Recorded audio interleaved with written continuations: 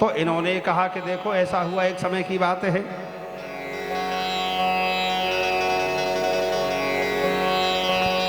एक बार जयकार लगाएं सभी भक्त इधर उधर। जो ध्यान जा रहा है वो ठाकुर जी के चरणों में, क्योंकि घर से आते हैं कि भगवान की कथा श्रवण करने के लिए जा रहे हैं, और यहाँ कुछ मैया अपनी बात भी रखती हैं, तो इसमें दोष होता है। जब भगवान की कथा श्रवण करने के लिए आए तो भगवान की कथा ही सर्वस्व भगवान को मानते हुए श्रवण करनी चाहिए। एक बार जयकार लगाएं, बोलिए सच्चिदानंद भगवान की जय हो। बाणासुर नाम का दैत्य है और या की उषा नाम की बेटी है। उषा की एक सहेली है जिसका नाम है चित्रलेखा। उषा ने, जो बाणासुर की बेटी है, यानी सपने में अनिरुद्ध को देखा। सवेरे ये कहने लगी अपनी सहेली से, अरे चित्रलेखा, कि हाँ मैंने जिस राजकुमार को सपने में देखा है मैं शादी उसी से करूंगी, अन्यथा मैं मर जाऊंगी। चित्रलेखा बोली, कोई बात नहीं, तू भी राजा की बेटी है, बता कौन से देश का राजकुमार है वो। बोली, मैं देश नहीं जानती। तो उसके पिता का नाम बता, कि मैं उसके पिता का भी नाम नहीं जानती। तो फिर कैसे होगा। उषा कहने लगी, अरे चित्रलेखा तू बड़ी समझदार है। चित्रलेखा पर एक कलाकारी थी, वो चित्र बनाती थी। ये बच्चों की किचन में चलेगी तो ध्यान हमारा इधर ही जाएगा बार बार। ये वीआईपी बैठे हैं या कुर्सियों पर बात कर रहे हैं।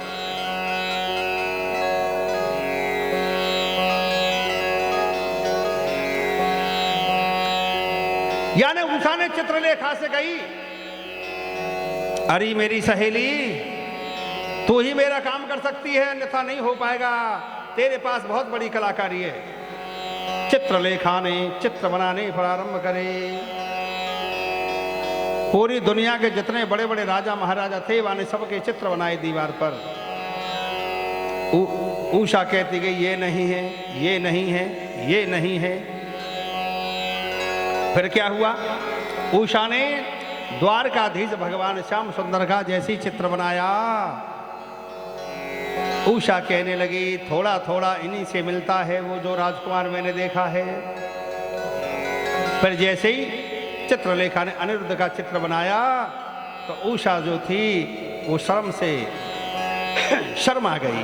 बोली, यही है वो राजकुमार, मैंने यही सपने में देखा है और मैं शादी अपनी इसी से करूंगी, तू मेरी सहायता कर, अन्यथा मैं मर जाऊंगी। चित्रलेखा बोली, चिंता मत करो, ये तो द्वारकाधीश कृष्ण भगवान का बेटा है, मैं इसको ले आऊंगी।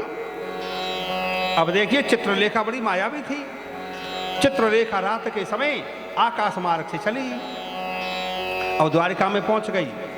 द्वारिका के चारों ओर ऐसे चक्र सुदर्शन पहरा दे रहा है, ऐसे घूम रहा है चक्र सुदर्शन चारों तरफ। अब याने विचार किया, अब मैं कैसे करूं। अब वहीं जाकर के रुक गई चित्रलेखा। उसी समय नारद जी आ गए, आधी रात्रि का समय रहे। नारद जी बोले, अरे सुदर्शन, कि हाँ तू रात दिन ऐसी चलता ही रहता, कभी रुक भी जाकर थोड़ी बहुत देर के लिए, डाएं डाएं डाएं डाएं, अरे यहाँ कौन सी मुसीबत आ रही है, कभी कभी सत्संग भी कर लेकर। सुदर्शन रुक गया, बात में लग गए, और सुनाओ हमारे श्याम सुंदर कैसे हैं, कि बहुत बालक हो गए मैंने सुना है, लड़ाई झगड़े तो नहीं होते हैं, सब संतुष्टि तो है चारों तरफ। अब इधर तो नारद जी ने लगा दिया सुदर्शन को बातों में। चित्रलेखा गई और यानी अनिरुद्ध को पलंग समेत ऐसे उठा लिया और आकाश मार्ग से चलने लगी। ऐसे हो गई तो देखती हुई जा रही, वाकई गले में फूलों की माला थी चित्रलेखा के में, वो फूलों की माला गिर गई और गिरी वहां पर थी जहां नारद जी और सुदर्शन की बातें हो रही।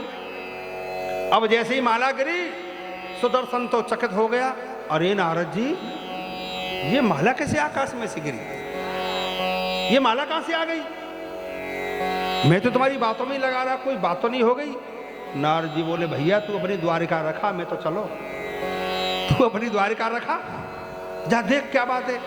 नारद जी तो खसक गए वहां से। अब सारी रात चक्र सुदर्शन घूमता रहा। अब डर ये रहा है कि नारद जी की बातों में थोड़ी देर को आ गया, पता नहीं क्या घटना घटी है। माला संभाल के रख ली। सवेरे पता चलती है कि भगवान का बेटा गायब हो गया है। अनिरुद्ध गायब है। अब तो भगवत प्रेमियों, अनिरुद्ध गायब होने की चर्चा फैल गई। भगवान अपनी पटरानियों के पास बैठे, सबने कही हमारे बेटा को कोई चुरा के ले गया है। भगवान बड़े दुखी हैं। सभी द्वारकावासी चिंता में बैठे। भगवान ने उसी समय सुदर्शन को बुलाया। बुलाओ सुदर्शन को। सुदर्शन आ गया, घबराता हुआ हाथ जोड़ करके खड़ा है। अरे भाई सुदर्शन, तुम सारी रात पहरा देते हो द्वारिका का, और रात को ऐसी घटना घट गई कि हमारा बेटा गायब हो गया है, तुम्हें कुछ पता है? सुदर्शन कहने लगे, हे स्वामी, मैं तो सारी रात पहरा देता रहा। आधी रात पर नारद जी आए और नारद जी ने मुझसे कही, अरे कि तू चलता ही रहता है रात दिन, कभी थोड़ा सत्संग भी कर लिया कर। मैं बस थोड़ी देर के लिए नारद जी के पास बैठ गया था और उसी समय देखो ये माला आकर के गिरी है। भगवान समझ गए ये कौन से देश की माला है, लीला क्या है। अब देखो, यानी चित्रलेखा ने पलंग समेत अनिरुद्ध उषा के महलों में पहुंचा दिए। अब सवेरे जैसे ही उनकी आंखें खुली हैं अनिरुद्ध महाराज की, उषा सज धज के दुल्हन बन के खड़ी है। अनिरुद्ध महाराज ने जैसी आंखें खुली, चारों ओर देखा, अरे मैं कहाँ आ गया, ये कौन सी जगह है। उषा ने सारी बातें बताई। हे स्वामी, मैंने तुम्हें स्वप्न में देखा था और मैंने संकल्प कर लिया था कि मेरा जीवन तुम्हारे साथ ही व्यतीत होगा। मैं तुम्हारी दासी हूँ और आप मेरे पति हैं। भगवत प्रेमियों, अनिरुद्ध वहीं रहने लगे, किसी को कोई पता नहीं चली। अब देखो ये उषा जो है, ये रात को श्रृंगार करती है और अपने पति के साथ में रहती है अनिरुद्ध के, और सुबह को सारा श्रृंगार हटा देती है, किसी को पता ना चले। लेकिन चोरी हमेशा तो नहीं चल सकती। एक दिन ऐसा हुआ, उषा रात में श्रृंगार किया और सुबह को ये उसको हटाना भूल गई। मांग भरी है, लिपस्टिक भी लगी है, काजल लगा है, सब कुछ लगा हुआ है, मंगलसूत्र पहन रखा है। अब ये सुबह को इन चीजों को हटाना भूल गई। ये अपनी माँ के पास में आई।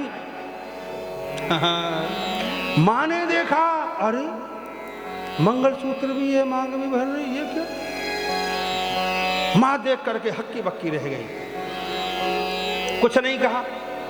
अब उषा को ध्यान आया, और आज तो मैं सजी धजी माँ के सामने आ गई।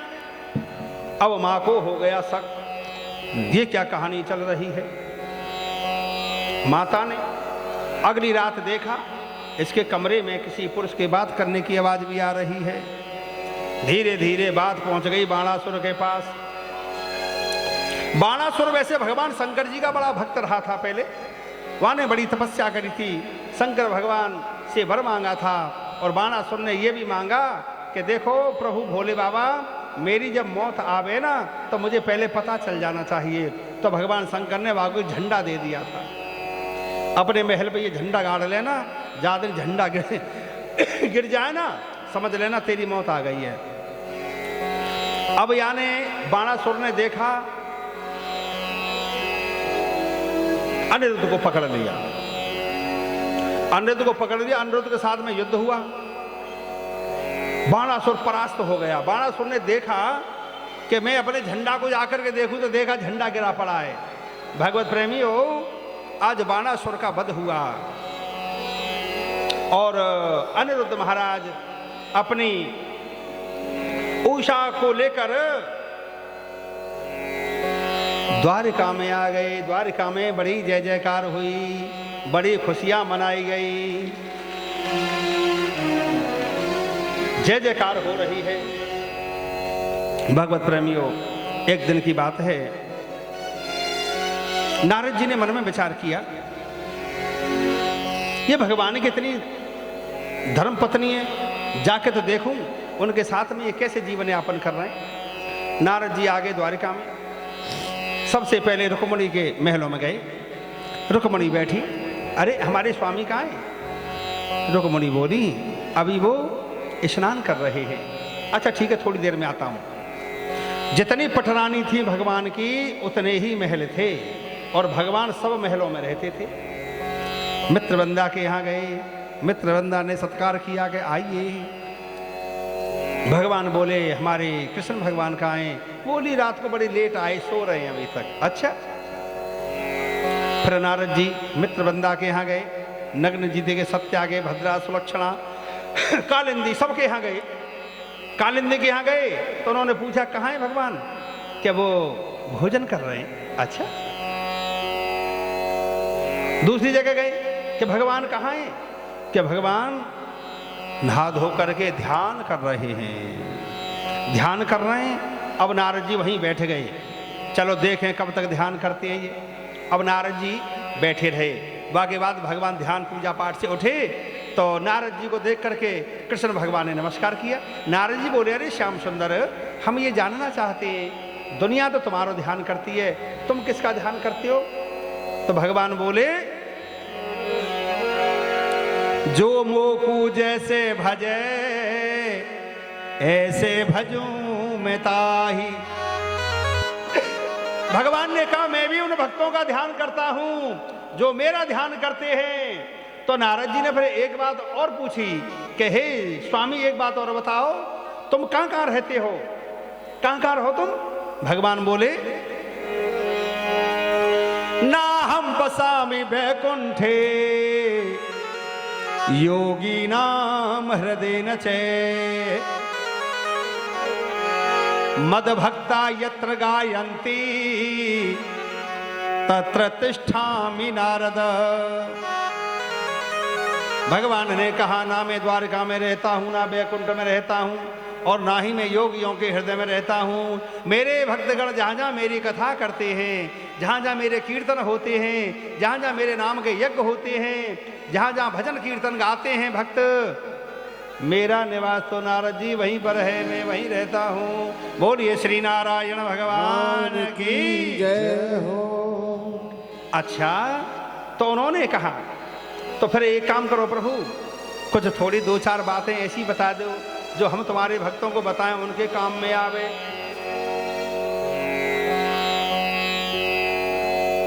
दिनचर्या देखिए, आप वैसे समझदार लग रहे हैं, लेकिन कुछ बातें ऐसी होती हैं, वो कितना भी समझदार हो, बहुत सी बातें हैं उसकी जानकारी में नहीं होती। क्योंकि समझदारी का एक समुद्र है। सबसे पहले जब हम सो करके हमारी आंखें खुलती हैं तो ये भगवान का बनाया हुआ नियम है। जब सबसे पहले हम सो करके हमारी आंख खुलती हैं तो उनसे पूछो, भैया तुम क्या करते हो? कोई कहेगा जी मैं नहाता हूँ, शौचालय जाता हूँ। कोई कहेगा मैं फ़ोन चलाता हूँ, मैं समाचार सुनता हूँ, मैं टेलीविज़न खोलता हूँ, अखबार पढ़ता हूँ, मैं चाय पीता हूँ। ये सारे काम तो बाद के हैं। जब सबसे पहले प्राणी की आँख खुलती है ना, तो आँख खुलने पर उसे क्या करना चाहिए? अपने इन हाथों को ही देखना चाहिए। सबसे पहले किसी को ना देखकर अपने इन हाथों को देखना चाहिए। इन हाथों में भगवान ने क्या बताया है? कराग्रे वसते लक्ष्मी, कर मध्य सरस्वती। हमारे इन उंगलियों में लक्ष्मी का निवास है और हथेली में सरस्वती का निवास है। कराग्रे वसते लक्ष्मी, कर मध्य सरस्वती। और यहां पर ये जो मूल है ना, कर मूलो स्थितो ब्रह्मा, प्रभाते कर दर्शनम। सबसे पहले अपने इन दोनों हाथों को ही देखना चाहिए और इनको पुचकारना चाहिए। ठीक है? इसके बाद हम जमीन पर पैर रखते हैं तो हम पहले जमीन पर पैर ना रखें। समुद्र बसने देवी, पर्वत स्तन मंडते विष्णु पत्नी नमस्तुभ्यम पाद स्पर्श क्षमस्व में। भगवत प्रेमियों, ये पृथ्वी जो है ना, ये माता है, ये पृथ्वी माता है। हम इसी पर रहते हैं। ये कपड़े लत्ते भोजन पानी दूध घर मकान सब पृथ्वी से ही मिला है। तो हम अपने पैर रखने से पहले इस पृथ्वी माता को नमस्कार करें, इसके बाद अन्न काम करें, इसके बाद अन्न काम करें। तो भगवत प्रेमियों, इस तरह से आज नारद जी और भगवान श्याम सुंदर की बातचीतें हुई। नारद जी आज इन्होंने विचार किया कि हरि अनंत हैं और हरि की कथा भी अनंत है। भगवान का कोई पार नहीं है। जितनी रानी पटरानी हैं उतनी भगवान के रूप स्वरूप हैं। इसलिए सब कुछ ठीक ठाक चल रहा है।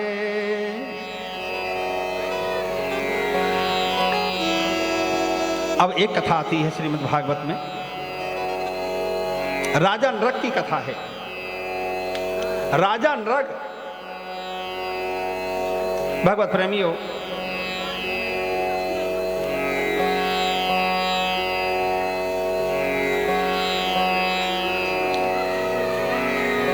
सुखदेव जी कहते हैं कि एक दिन की बात है, यदुवंशी राजा राजाओं के कुमार घूमने के लिए उपवन में गए। तो उपवन में उन्होंने क्या देखा, एक पर्वत के समान गिरगिट जो कुएं में पड़ा है। गिरगिट माने करकेटा, कुएं में पड़ा है। तो उस कुआ के पास ये पानी पीने के बहाने से गए थे। इन्होंने देखा कि इसमें गिरगिट पड़ा है। उन राजकुमारों ने उस गिरगिट को निकाल दिया। निकालने के बाद इन राजकुमारों ने भगवान के पास आकर के कहा कि हे प्रभु, एक गिरगिट कुआं में पड़ा था, हमने उसको निकाल दिया है। और भगवान का स्पर्श पाते ही वो गिरगिट जो था वो देव रूप बन गया, उसका देवताओं जैसा रूप बन गया। बोलो बांके बिहारी लाल की जय हो। और कान्हा गागरिया मत फोड़े,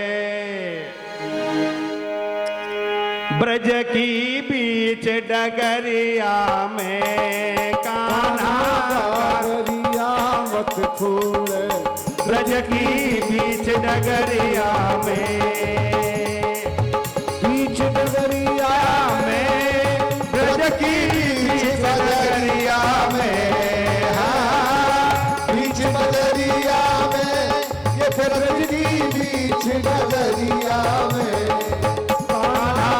डगरिया मत फोड़े, ब्रज की बीच डगरिया में कान्हा डगरिया मत फोड़े, ब्रज की बीच डगरिया में।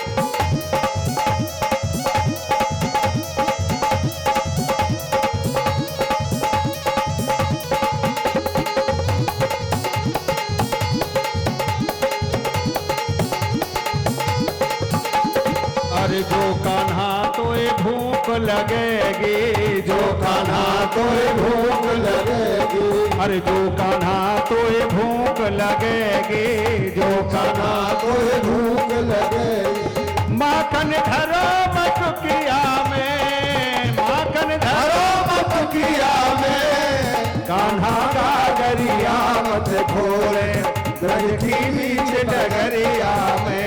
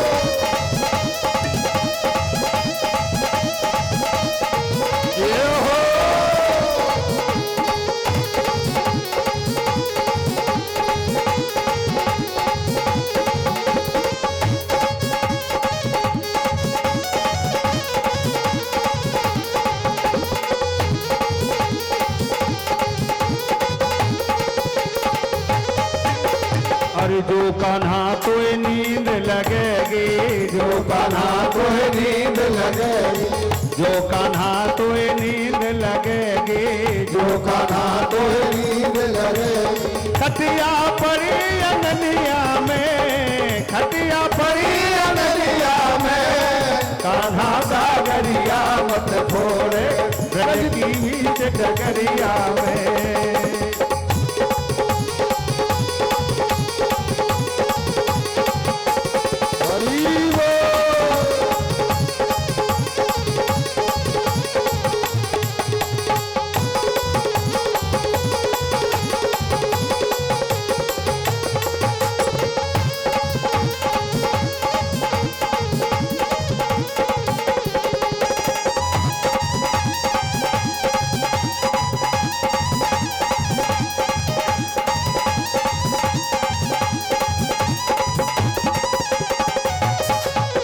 अरे जो कान्हा तो राधा चाहिए, जो कान्हा तो राधा चाहिए, जो कान्हा तो राधा चाहिए, जो कान्हा तो राधा चाहिए।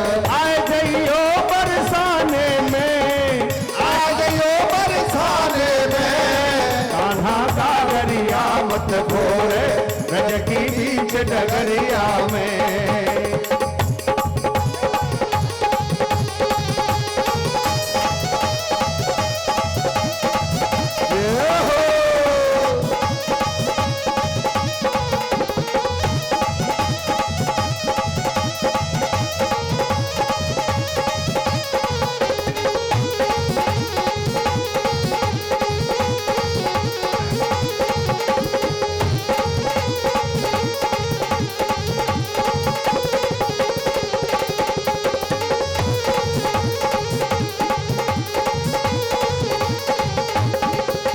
अरे जो कान्हा तो ग्वाले चाहिए, जो कान्हा तो ग्वाले चाहिए, जो कान्हा तो ग्वाला चाहिए, जो कान्हा तो वाला चाहिए। आए गई हो बरसाने में, आ गयो बरसाने में कान्हा सागरिया मत छोड़े, ब्रज की बीच डगरिया में।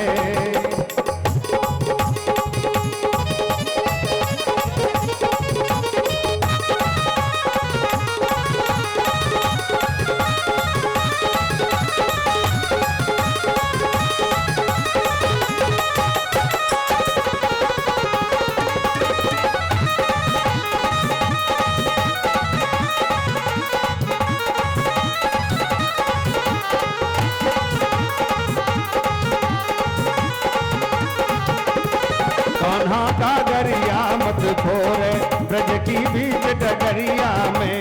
कान्हा सागरिया मत छोड़े, ब्रज की बीच डगरिया में।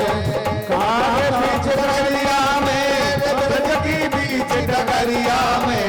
हाँ, बीच डगरिया में, ब्रज की बीच डगरिया में। कान्हा सागरिया मत छोड़े, ब्रज की बीच डगरिया में। कान्हा सागरिया मत छोड़े, ब्रज की बीच डगरिया में।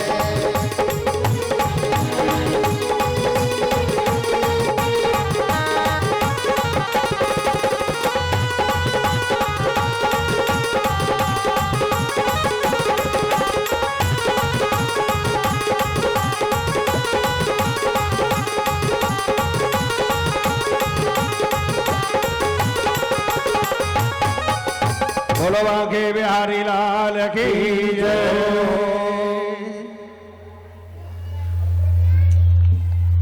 सुखदेव स्वामी राजा परीक्षित को राजा नरक की कथा सुना रहे हैं। आप बड़े ध्यान से इस कथा का श्रवण करें। एक बार सभी भक्त जयकारा लगाएं। बोले वृंदावन बिहारी लाल की जय हो।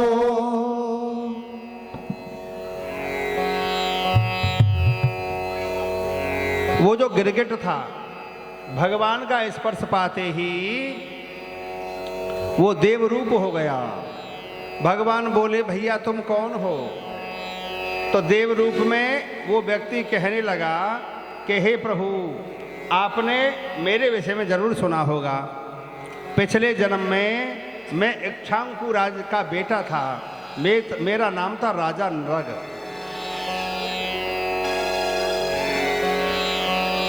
मैं हर दिन बहुत दान पुण्य करता था,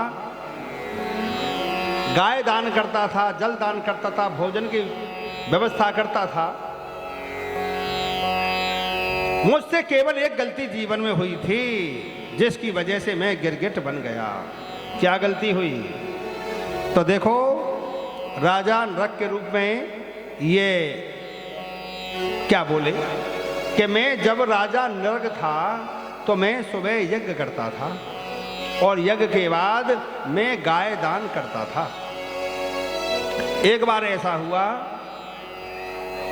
कि मैंने जिन ब्राह्मणों को गाय दान करी थी, एक गैया उन ब्राह्मण के हाथ में से छूटकर मेरी बगैर दान वाली गैयाओं में आके मिल गई। देखो, राजा नृग के रूप में क्या बता रहे हैं वो, मेरी दान करी हुई गैया छूट करके बिना दान वाली गैयाओं में जाके मिल गई। अगले दिन क्या होता है कि मैंने जब गाय दान करी तो जो दान की गई गैया थी उसका दान दोबारा हो गया। जीवन में गौ दान जरूर करना चाहिए।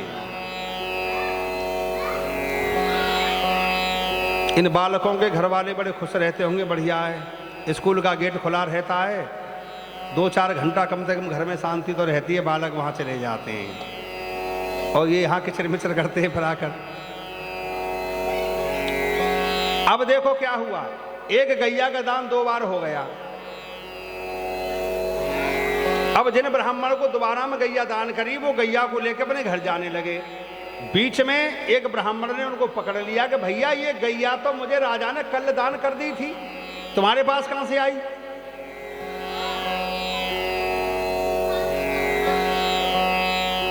वो ब्राह्मण बोले मुझे तो राजा ने अभी अभी दान करी है। कि नहीं, मेरी गैया मुझे दे। बोले मैं कैसे दे दूं? अरे मुझे अभी दान करी है राजा ने। चलो राजा के पास चल। दोनों ब्राह्मण राजा के पास में आ गए। जिस ब्राह्मण के हाथ में गैया है वो कह रहा है, राजन अभी तुमने मुझे गाय दान करी है, ये गाय मैं लेके जा रहा हूं और ये जो पंडित जी महाराज है ये कह रहे ये गाय मेरी है। राजा बोले तुम्हारी कैसे है जी? वो ब्राह्मण बोले, हे राजन ये गाय तुमने मुझे कल दान कर दी थी और ये मेरे हाथ से छूट के भाग गई। मैं ढूंढता रहा, मुझे ये गाय अब आकर के मिली है। तो राजा कहने लगे, देखो तुम्हारे हाथ से छूट के चली गई ना ये, अब तुम एक काम करो, इस गाय को तो इन्हीं पर रहने दो पंडित जी पे और तुम 10 गैया ले जाओ।